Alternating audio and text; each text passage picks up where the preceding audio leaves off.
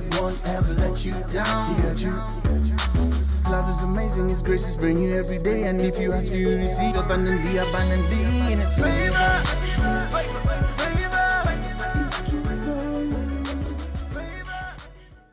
Good day to you wherever you are. I am so privileged to be on this platform, and I just want to say thank you, Doc, for affording me the time to share my testimony, or should I say our testimony, myself and Ellen, on how God has come through for us. But I just once again want to say thank you, Doc, for giving me this opportunity to share my testimony. Look, what I'm about to narrate is better narrated by my wife, who is a better orator than me. But I'm just going to try my best to relate the goodness of God, I should say, to shocking proportions, at least to us, and how faith, and maybe mixed with some desperation and some adventure, led us to completely activate our trust in God. Look, I'll try and give an account of how God came through for us, with the hope that it will, motivate or encourage somebody who may be in a situation like I was in, or in a worse situation. So, I would be amiss if I start this testimony without mentioning COVID. In 2020, we were in the third year of our marriage, and we were expecting at the beginning. We were expecting our second child, Caleb. I remember the whole rush of COVID.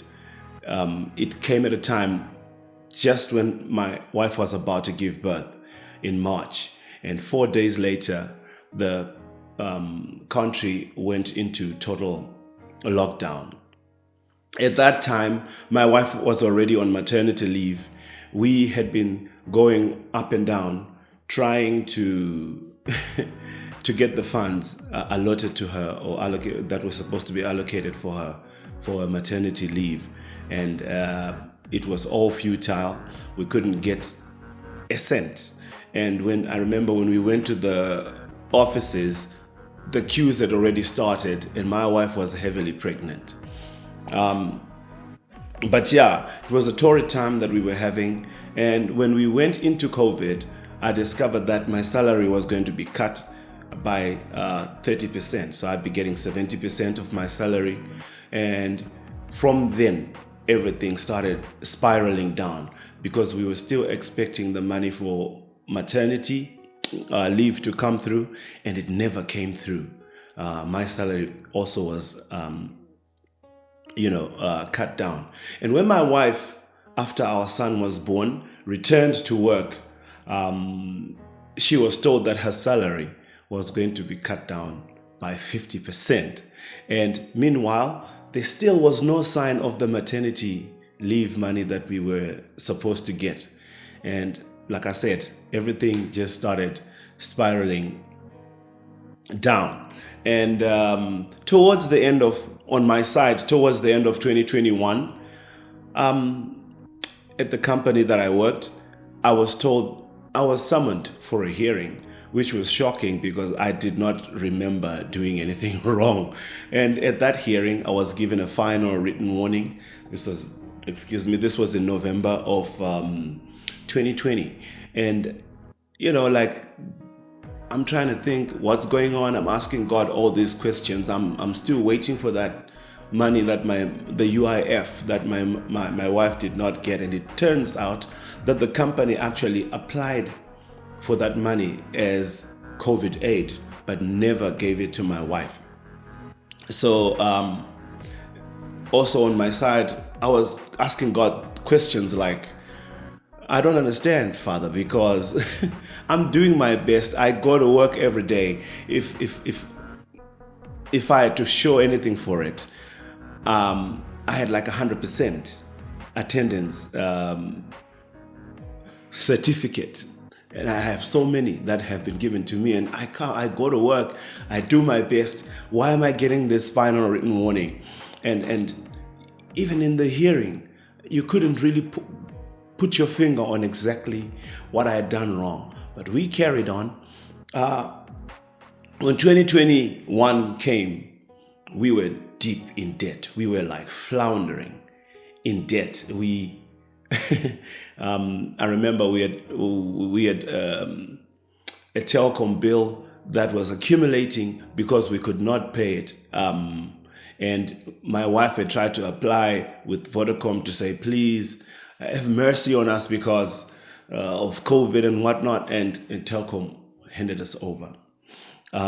We had also fallen back on our mortgage because, look, my wife on 50%. Yes, I came back to 100% on my salary, but still, it did not answer the questions that we had financially.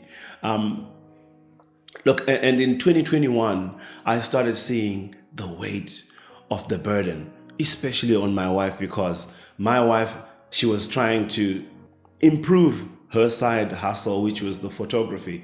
I remember going one day to a scene where she was shooting, and she had taken the kids because unfortunately it's the same week that we had lost a maid. The maid just came and said, listen, I'm not going to be there. But what about, remember, Sissy, we spoke about this Saturday.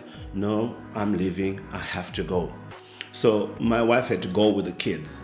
I remember it was Blue Hills, but it was like a huge acreage of land, and it was a kids' function, and my wife had to go up and down and was trying to integrate my kids with people that they were not familiar with. And it was a bit of and the reason why I couldn't stay with the kids was on that same Saturday, because we could not afford to pay a mechanic or to go to a service station. I was trying to service the car, change all the brakes, and when I was done, that's only when I could go. And that's when I saw my wife struggling to just try and help out, and my heart broke. And I remember my wife's heart was also breaking because I would wake up before 5, I'd go to work around 5, and probably come back from work between 7 and 9, and sometimes after 9. And I kept asking God, because I kept seeing people getting blessed. I kept hearing testimonies from other people. And I'm like, God, when is my turn? And I started to get bitter towards God. And I could see my wife's pain.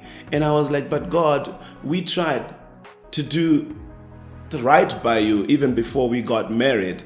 And even now we're trying to get right by you. What are we doing wrong? How can we get the blessing? And I remember just praying. And I can tell you right now, the prayers that I prayed right then were not prayers of faith. They were prayers of desperation, more like Hannah. It's barrenness where I'm like, I know I'm an intelligent guy. I know my wife is intelligent. I know my wife works hard. But where are the results? Where are the fruits? And I could not see them until God. Until God. I remember towards the end of 2021, I started praying. Weak prayers, by the way. Prayers of desperation. However, they were weak. It was not really faith. It was like I'm fighting with God. But I think God just decided to have mercy on me regardless. I remember from that time, God would wake me up around 2 a.m. and I'd be on my phone writing business plans. He woke me up and I'd write a business plan, and this is 2 a.m. and I still have to wake up to go to work around 5. And whatever I wrote, I would send, whenever I wrote these plans, I would try and send as much as I could of the stuff to my wife on WhatsApp. Part of it was for her to see, and another part was so that I would not lose it. So I would have it in notes form, and I would know that my wife has the same visions. And I remember 7 companies or 7 business ideas that God gave me, and they were very comprehensive. God is so detailed, and this is how I know that it's God, because I am not that good and I'm not that detailed. I struggle to express myself, let alone just write down my ideas, because my brain usually is in so many places at the same time, which is sometimes a good thing and sometimes a bad. And this happened between December and January. Now, I remember my wife was forced to resign from a job that she had gotten in 2021. And I said to my wife, listen, babe, you don't have to work anymore. You don't have to go to work, because look, I've got all these business ideas. You could take your time, try and find out what you can do among the ideas. But Ellen is Ellen.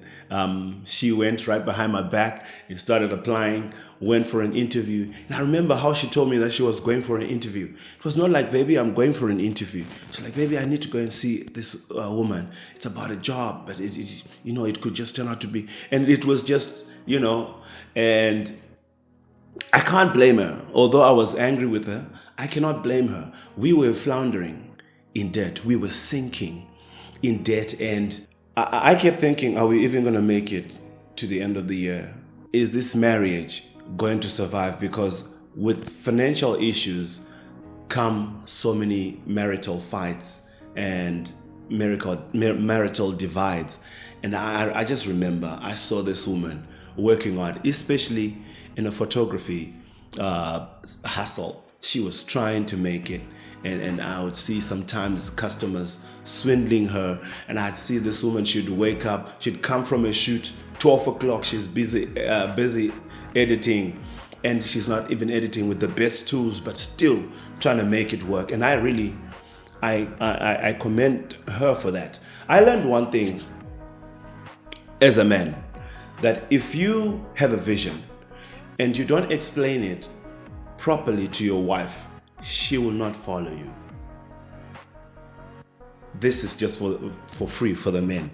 If you have a vision, you need to lay it out. You need to map it out. You need, if you can, put it in bullet form to say, this is what's going to, and because that's how our women are.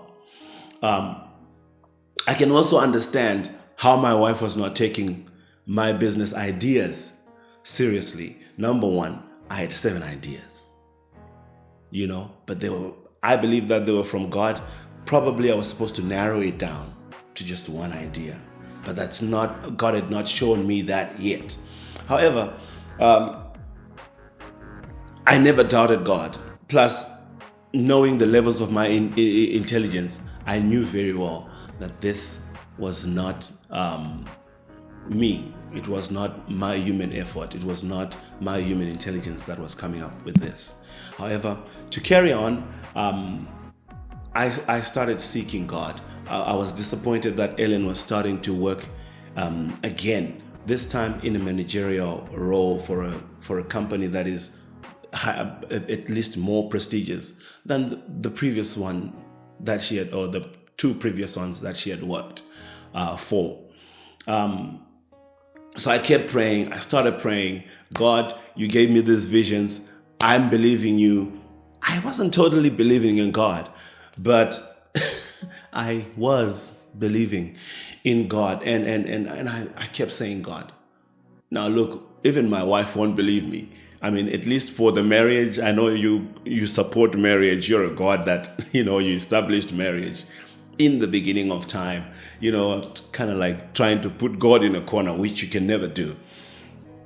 And God woke me up around April, and he gave me a specific date. And God said to me, you are starting on the 1st of August. And look, I was desperate. I took it. I was like, okay.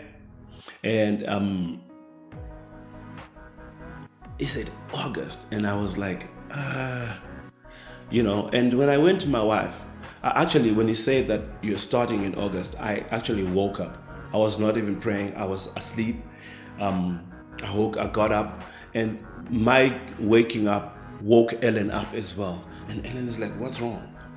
then I just said, out of nowhere, I said, listen, God said that we must start operating from the 1st of August. And Ellen was like, okay, all right. And it was I could see that it was a bit labored. And she said, okay, so did God say what type of a business? Did he, out of the 7, did he say which one? And I said, no, he didn't. So I think I went back again to where we were, or even further back, because my wife wanted, like, once again, men, you've got to have a vision that is mapped out. It's if as best as you can, make sure that it is very clear to your wife, because you might just end up. I remember the fights that we had, because I was convinced. I knew that God had spoken to me, but my wife wanted to see a proper plan. How are you going to do this? Because my wife, Ellen, the love of my life, she kept bringing the issue of the kids. So, okay, I understand all the other things. We can lose the house. We can lose everything. But how are we going to look after the kids? And I always didn't have an answer to that question. And because now I knew that I had to satisfy God, I also had to satisfy my wife. And it started haunting me, because I knew that God meant it when he said we were supposed to start on the 1st of August. At the same time, my wife had started with this new job, and she was performing. She was doing well beyond what they expected of her. I mean, for example, they said that she was only expected to make a placement after 6 months. In the first month, Ellen, being Ellen, she went and she did it. She placed. Second month, she placed. And we were waiting for the commission with bated breath, because we were saying to ourselves, okay, now we are going to be able to pay off, especially the telecom account that we were not able to pay. And I was carrying around this promise, God's promise, of starting on the 1st of August. And this was July already. And in July, I started feeling the pressure to say, oh my gosh, it's now a few days before August. So in the second week of July, I went on a fast. I said, I can't convince my wife. You have given me 7 businesses, but you've not pointed to which one. And I don't know, and I think God was just laughing and saying, I gave you wisdom. I gave you too many business ideas. It's now your turn to come up with something. Read through them and come up. I just feel that's what God was saying in that time. And I'm fasting. Monday, I'm fasting. Tuesday, I'm on this fast. And I'm also going to work. Remember, I'm waking up early. I'm coming back late. And I'm on this fast. Wednesday, around 11, I couldn't do it anymore. I couldn't fast. I felt so hungry. I said, I'm going to eat. But for some reason, before I ate, I called my wife. I called Ellen. I said, babe, I've been fasting, right? And she said, yeah, I know. You know what, babe? I don't think I can do it anymore. I'm so hungry. I'm almost about to fall. And you know how Jesus says when you're fasting, don't show it to people. And also, to be honest, I'm really hungry. And I just want to eat something. I just need to eat something. And my wife was like, come on, you can do this. This is what fasting is all about. You need to persevere. Whatever you're fasting for, I'm sure God is going to do it for you. But you also have to, bring your end of the bargain. And I said, you know what, babe, I'm so sorry. I am actually going to eat because, I can't do it. And my wife is like, oh, okay, fine. But before you go, I've got some news to tell you. Then I said, oh yeah. Is it about the commission? And she says, yes, it is about the commission. I'm like, oh my gosh, the money is coming. She's like, oh, I've got some bad news to tell you. The good news is I've brought in more than 120K into the company, and so I went and I asked for my commission, and they said to me, oh yeah, your commission only starts after 120, at which you get 10% of the amount above of 120.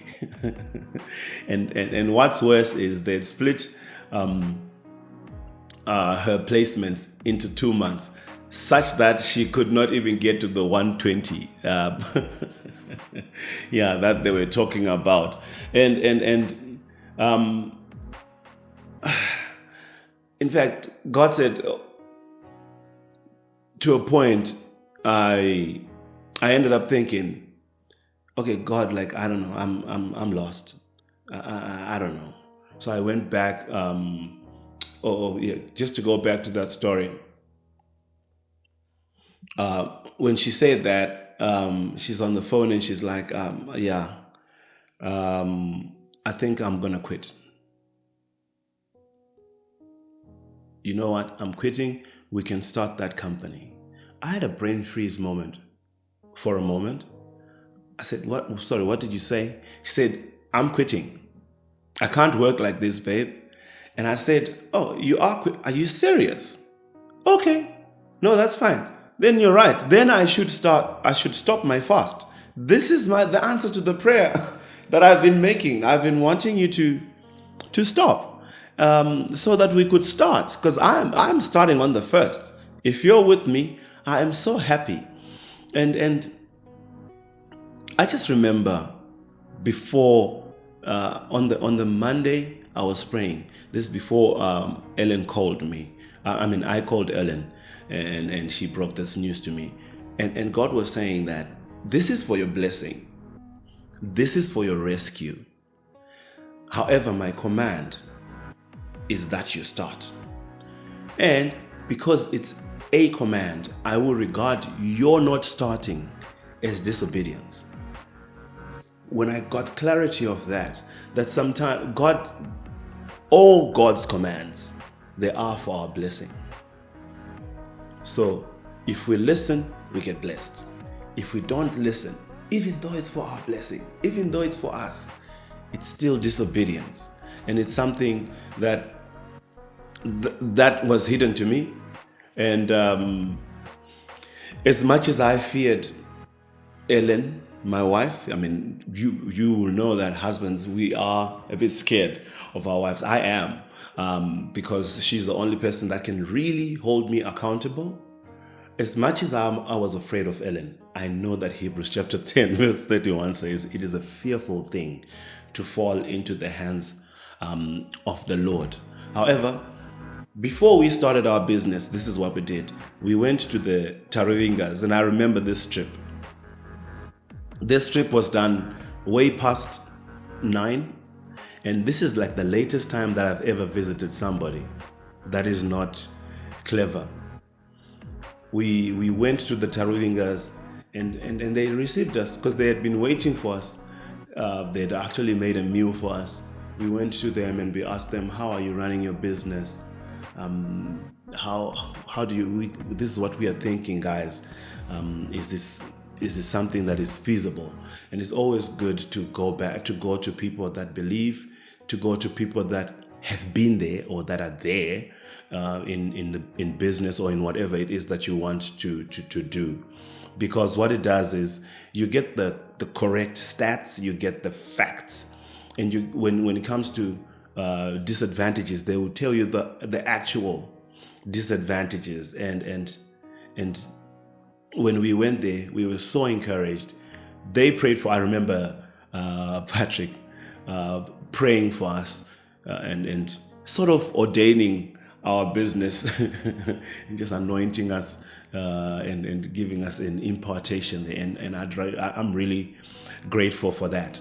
But that being said, we started our company because what happened is after Ellen told me she was quitting, I think a few days later, she put in her resignation. I would subsequently put in my resignation on the 1st of August. And the thing that I said to Ellen, just to ease her mind, was that, baby, listen, I've got this pension fund that I've got. We withdraw everything from this pension fund. We get into business. We put our all into it. We invest so much as we can of our efforts into it and our time. And this pension money should carry us through maybe the next 4 to 8 months at best. And and we'll see. I'm sure by 4 months, by 8 months, we would have either learned something or even learned how to do business to an extent that we will survive. But God being God, I just want to testify that from the first month, we have invoiced. This is August of 2022. And there is not a month from August of 2022 that we have not invoiced. We have seen the hand of God. We have seen what happens if you do trust in God. However, I just want to sidetrack for a second. There's a time when Doc and Pastor Audrey came to our house when we were still living in Centurion. And I missed an opportunity because instead of asking for a blessing like what otherwise people would do, I decided to speak to them and argue about tithing. Because my heart was not set on tithing. I was offended with God because of something that happened in the lives of my parents concerning tithe. But then instead of asking for a blessing for a man of God who had come to my house, I decided to take the time to corner him and ask him about tithe. The reason why I decided to speak about this issue is I wasn't tithing until August of last year. And I really hope this helps somebody that is not tithing. I was not tithing from that time. And when the pension fund that I was talking about, when it was time to take it, my wife asked me this question, which she had asked so many times, and I had been too stubborn to answer correctly. And she said, "Are we going to tithe on this money?" And I said, yes. We have tithed from that time. I'm not saying this to show off or to appear more superior or to appear as if I'm more obedient than everyone. I only started tithing last year, so I should be the last person to do that. I just want to advise somebody on tithing. God has shown us figures in our business that we've never seen in our bank accounts. And I believe that God is going to show us even bigger figures, even higher amounts. And I don't know, I just hope somebody will be encouraged by this testimony. Number one, to tithe. Number two, to believe in God. Number three, to have a vision. Have a vision. And faith without works is dead. So number four is to actually go out and do it. God is speaking. God is speaking to us. And sometimes we like to say, oh, yeah, God said it to me. When it's happened to somebody. It's happened with somebody. God is speaking. We need to take that step of faith. And when we do take that step of faith, God will show up and He will show us great and mighty things. So I'll just run one more time those things. Always go back to God. Find reliable people to ask, especially when it comes to business. You need the best advice that you can get. Also, you don't tell everybody. even the most trustworthy people, when we started telling people that we were both quitting our jobs, not all the responses that we got were positive. And I also understand those people because they meant well. I mean, it's not an easy thing to do to quit your job and start something. So don't tell everybody. Be careful who you tell, or just be sensitive about who you tell. For men, make sure that when you have a vision, you spell it out clearly to your wife. And it is you need to understand one thing. It is important that your wife understands you. It was important for Eve to understand what God said to Adam, to the extent of really becoming a co-steward. It was important for Sarah to understand God's vision for Abraham and for her. It was also important, believe me, for Ananias to spell out the correct vision that God had for them to Sapphira. The last thing that I want to leave you with is please tithe if you can. You will see how good God is. I'm happy that I believed.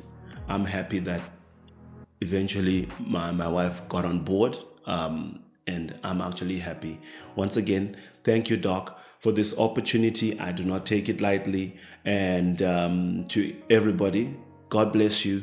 Thank you, and I hope God does great and mighty things for you. Cheers. God won't ever let you down. He got you. His love is amazing. His grace is brand new every day. And if you ask, you receive abundantly in His favor.